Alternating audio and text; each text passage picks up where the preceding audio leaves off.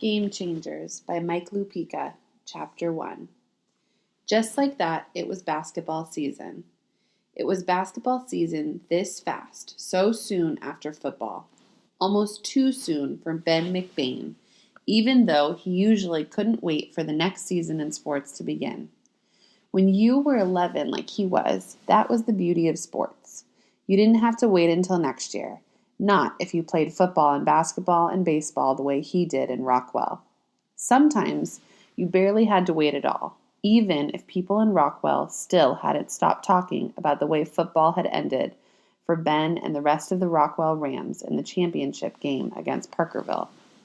So 2 weeks from when Ben had hit Sam Brown for a touchdown on the last play of the championship game, Ben and Sam and Coop Manley, were on their way to Darby, next town over, for their only preseason scrimmage. 1 week before the season started for real, Rockwell versus Darby again, this time in the gym at Rockwell Middle School. They were all piled into the back seat of Mrs. Manley's car for the short ride, knowing that it was only supposed to be a scrimmage, but also knowing Darby was their biggest rival in just about everything. Knowing they didn't want to beat Darby, even if it was just a pie-eating contest. "Are we ready for this?" Coop said now, "because I don't know if I'm ready for this." He had one window, Sam had the other. Ben was in between them. You could be the biggest star on the field the way Ben had been against Parkerville, but when you were small the way Ben was small, you still got stuck with the middle seat. "Gotta admit," Ben said, "this is one time when even I would have been fine with a little more of a break. That way, we could have celebrated for a few more days, like guys do after they win the Stanley Cup and they travel all around with it." "Same," Sam said, even though Coop would still be posing on the field next to our trophy if we didn't practically drag him away. "He did look awfully darn cute," Mrs. Manley said from the front. "Mom, stop," Coop said. They were passing through Darby's downtown area, which was even smaller than Rockwell's. "Hey," Coop said, "I hear you guys on this. It was only the greatest football game in the history of our town, even if it was a bunch of sixth graders. I'm totally not done talking about it yet." "Now there's a shocker," Ben said. "You not wanting to stop talking, I mean." "About anything," Sam said. "Some people just have more to say than others," Coop said. "Isn't that what you've always told me, Mom?"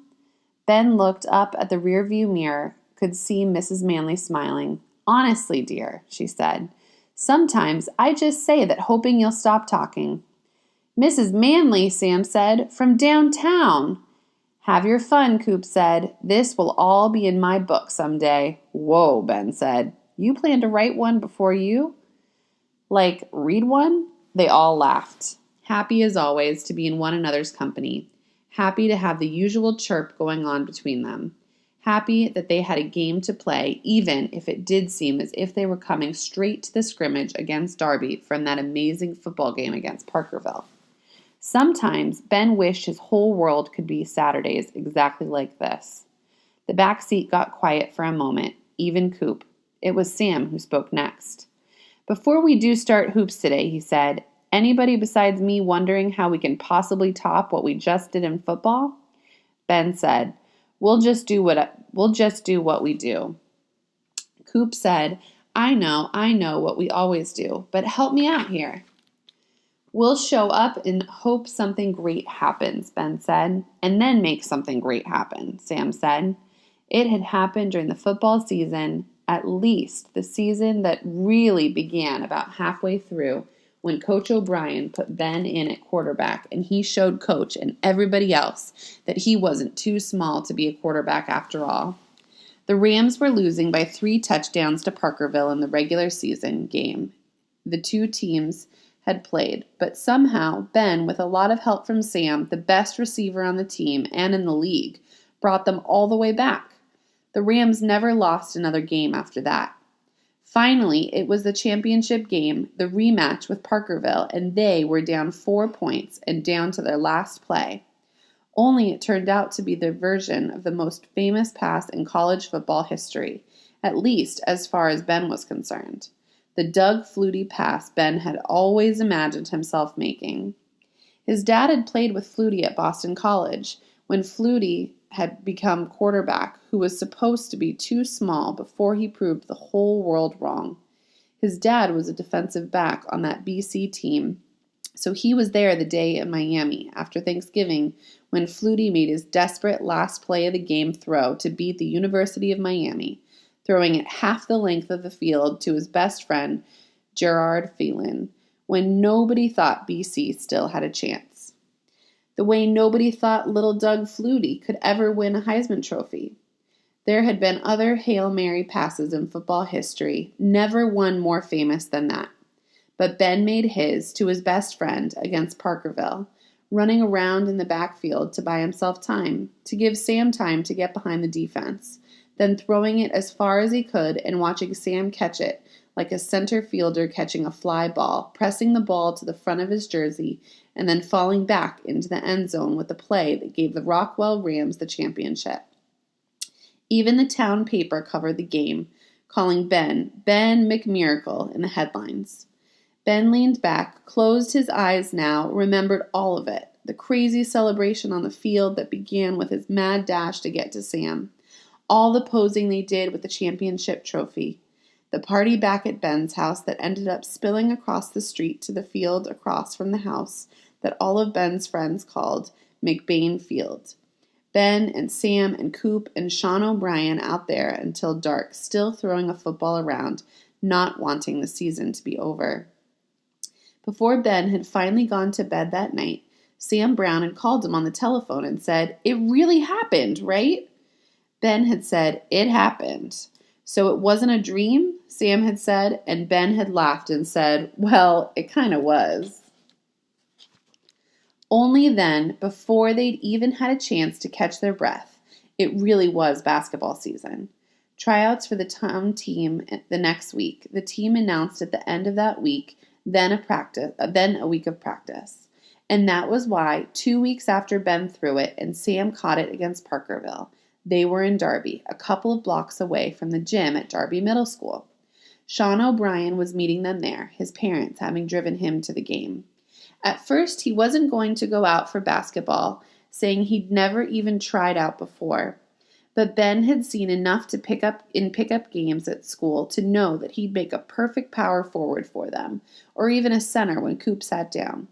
So he talked Sean into it, and then Sean had crushed the tryouts, and not only had this year's Rockwell team gotten bigger because of Sean, Ben knew it had gotten better. Not only had he and Sam and Coop gained a friend because of the way everything had worked out in football, they'd gained a rebounder and low post shooter. Coop poked Ben and said, "You sleeping?" "Wide awake," Ben said. "Good," Coop said, "because when we get out of the car, it is basketball season, dude, and we are playing Darby," which means that even though it's just supposed to be a dopey scrimmage, we need to send a message. Somehow, Ben knew to look to his right, where he saw Sam grinning at him. "And what would that be exactly?" Sam said. "This message we need to send?" "Mrs. Manley," Ben said, "could you turn down the radio so we can all hear the message we need to send to Darby today?" Ben and Sam stared at Coop now as he stared out the window, frowning like he was trying to solve a math problem in his head. "We're all waiting," Sam said. "I'm thinking," Coop said. "Oh, happy day," Mrs. Manley said. "My boy, he's thinking. It's like an early Christmas. Miracle." "You're not funny, Mom." "I know, dear. You get that from me." "Now that's funny," Sam said. "You two back here, shut up and listen," Coop said.